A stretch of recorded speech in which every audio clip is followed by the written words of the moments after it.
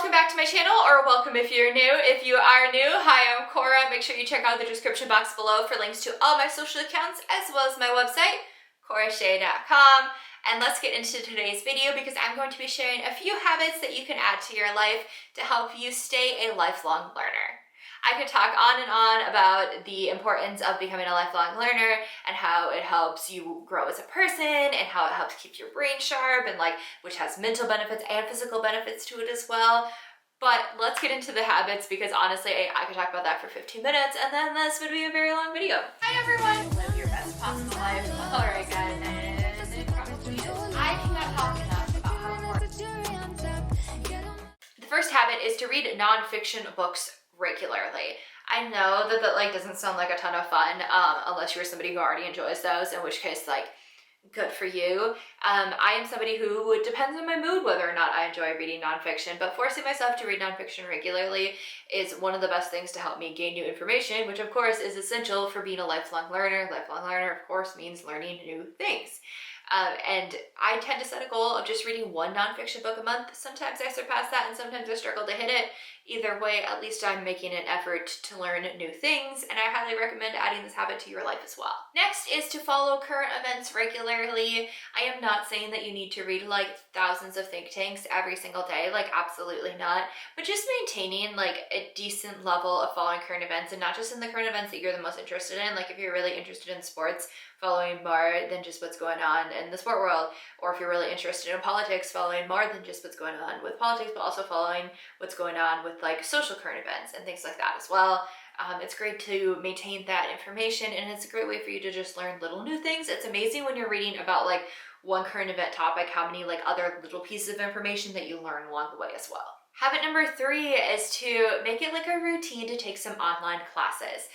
You don't have to pay money for this. Seriously, if there is a topic you're interested in learning about and you Google that topic plus free online class, there's a solid chance that there are free online classes. Sometimes you have to put your email address in to get access to it, but that's fine, right?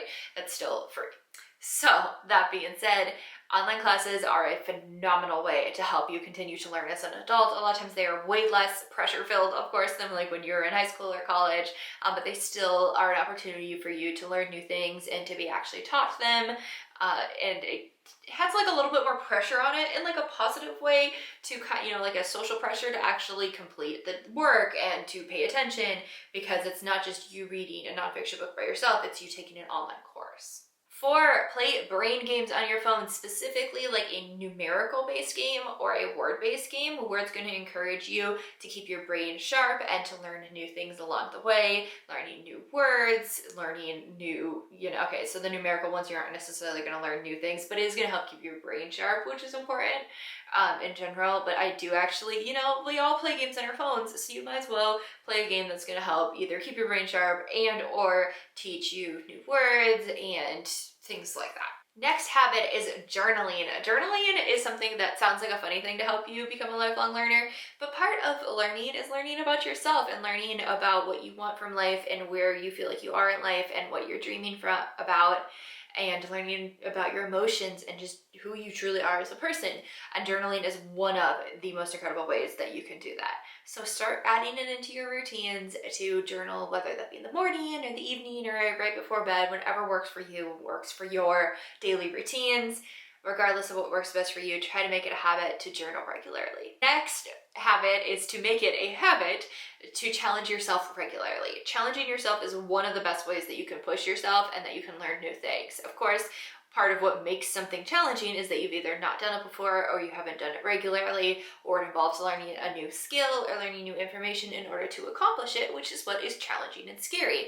But by pushing yourself and challenging yourself, that is one of the best ways that you can force yourself to learn new information, stay a lifelong learner, and of course all of the other benefits of challenging yourself and getting out of your comfort zone. I have a blog post where I share different ideas for getting out of your comfort zone and challenging yourself. It's a whole bucket list thing. I will link that below if you're looking for some ideas and inspiration for this habit. The next habit is to substitute some of your television time with documentary or other educational forms of media, whether that be like informative TV shows, you know, like actually turn on, I can't think of a single channel name right now, but turning on a TV show that is educational rather than one that is like just purely entertaining is a great way to learn new information that isn't quite as like time consuming or involving. Like you can kind of do that in the background while you do other stuff, but you're still at the same time sinking in some of that information and learning new information at the same time. Next up is making it a habit and just making a general effort to approach challenges as an opportunity to learn rather than just trying to approach something that's difficult that's happening in your life as something you just need to get through. Approaching it, and this is a big mindset shift that you're going to have to work on, and it can be challenging to do a mindset shift, of course, but just thinking about it and trying to make a conscious effort that when something difficult, an obstacle happens in your life, that instead of approaching it as, oh my god, I just got to get through this, it's yes, I need to get through this, but I'm also going to kind of take notes and learn from what I'm doing to overcome it now, because that is new information and that is new knowledge and that is new skills that you have learned that you can then use in the future, which of course is one of the main reasons that we want to focus on being a lifelong learner, is to make our lives easier as we continue to go through the course of our lives. Next up is to try to use your commute time efficiently. Specifically, I recommend making it a habit to listen to podcasts when you're either commuting or just have downtime in general. Like when you're making dinner, if you're alone, turn on a podcast instead of listening to music. As much as, like, don't get me wrong, I love listening to music, of course, but listening to a podcast is so efficient. It's such a great use of time because most podcasts tend to either be informative or based on like self-improvement, personal growth, things like that. Either way, that is going to help you be a lifelong learner, and it's going to help you learn new information and learn new things about yourself, or just learn new facts and like history or whatever the podcast is like directly informing you about. And then the final habit I want to talk about is kind of a big topic and habit, and that is to work on improving your mental endurance. Mental endurance is something that everyone has room to expand upon, and there are a few different like sub habits that you can use to work on improving your mental endurance. One of them is playing strategy games regularly. That really can keep your brain sharp, and it can work on building up that endurance.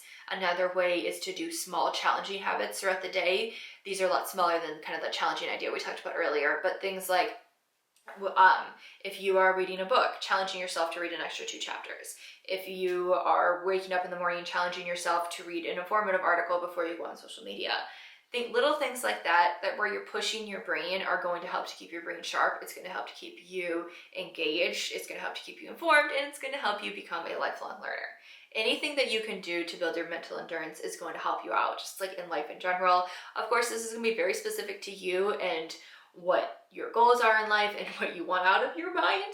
But thinking about what are different areas where you believe that you could improve your mental endurance, and then figuring out what you could do to actually work on those areas. So take like 15 minutes and ask yourself, where do I think is an area of improvement for my mental endurance? And then what are some ideas and solutions of new habits you could implement into your life to start working on building that mental endurance? Alright guys, I hope that this video was helpful. I hope it gave you some ideas for becoming a lifelong learner. Like I said in the beginning, I could go on and on about the importance of becoming a lifelong learner, but ultimately it's one of the best things you can do to continue to work on bettering yourself and developing into the best person that you could be. And of course, it's also just fun. It truly is to learn new information and to continue to expand your mind even when you're out of your formal education. So if you did find this video helpful at all, then go ahead and hit the subscribe button below, and then feel free to check out the description box below where I have links to all my social accounts.